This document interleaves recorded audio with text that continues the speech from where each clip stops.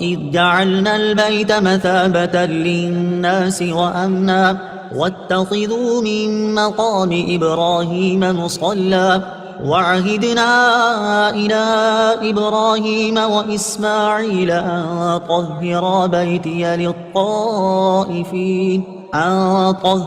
بيتي للطائفين والعاكفين والركع السجود. ترجمہ: اور یاد کرو جب ہم نے اس گھر کو لوگوں کے لیے مرجع اور امان بنایا، اور اے مسلمانوں تم ابراہیم کے کھڑے ہونے کی جگہ کو نماز کا مقام بناؤ، اور ہم نے ابراہیم و اسماعیل کو تاکید فرمائی کہ میرا گھر طواف کرنے والوں اور اعتکاف کرنے والوں اور رکوع و سجود کرنے والوں کے لیے خوب پاک صاف رکھو. وَإِذْ جَعَلْنَا الْبَيْتَ، اور جب ہم نے اس گھر کو بنایا.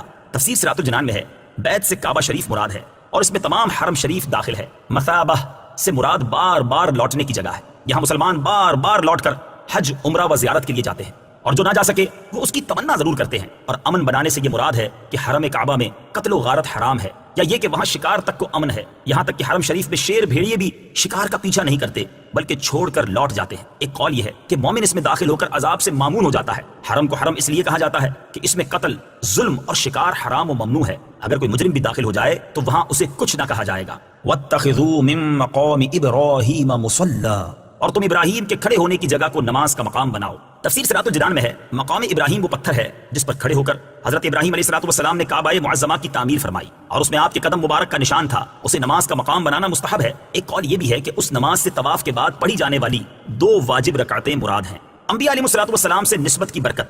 اس سے معلوم ہوا کہ جس پتھر کو نبی کی قدم بوسی حاصل ہو جائے وہ عظمت والا ہو جاتا ہے. یہ بھی معلوم ہوا کہ نبی علیہ السلام کی تعظیم توحید کے منافی نہیں، کیونکہ مقام ابراہیم کا احترام تو عین نماز میں ہوتا ہے. لہٰذا عین نماز میں حضور پر نور صلی اللہ تعالیٰ علیہ وآلہ وسلم کی تعظیم نماز کو ناقص نہ کرے گی بلکہ کامل بنائے گی. یہ بھی معلوم ہوا کہ جب پتھر نبی علیہ السلام کے قدم لگنے سے عظمت والا ہو گیا تو حضور صلی اللہ تعالیٰ علیہ وسلم کی ازواج مطہرات، اہل بیت اور صحابہ کرام کی عظمت کا کیا کہنا. اس سے تبرکات کی تعظیم کا بھی ثبوت ملتا ہے. بزرگان دین کے آثار و تبرکات کی تعظیم اور ان کی زیارت کے سلسلے میں تفصیل جاننے کے لیے فتاوی رضویہ کی 21ویں جلد میں موجود رسالہ بدر الانوار فی آداب الآثار، برکات کے بارے میں مفید رسالہ کا مطالعہ فرمائیں. ان طاہرا، کہ پاک صاف رکھو. تفسیر صراط الجنان میں ہے حضرت ابراہیم اور حضرت اسماعیل علیہ السلام کو بیت اللہ شریف کو پاک و صاف رکھنے کا حکم دیا گیا. اس سے معلوم ہوا کہ خانہ کعبہ اور مسجد حرام شریف کو حاجیوں، عمرہ کرنے والوں، طواف کرنے والوں، اعتکاف کرنے والوں اور نمازیوں کے لیے پاک و صاف رکھا جائے. یہی حکم مسجد کو پاک و صاف رکھنے کا ہے. وہاں گندگی اور بدبودار چیز نہ لائی جائے. یہ سنت انبیاء ہے. یہ بھی معلوم ہوا کہ اعتکاف عبادت ہے اور گزشتہ امتوں میں رائج تھا.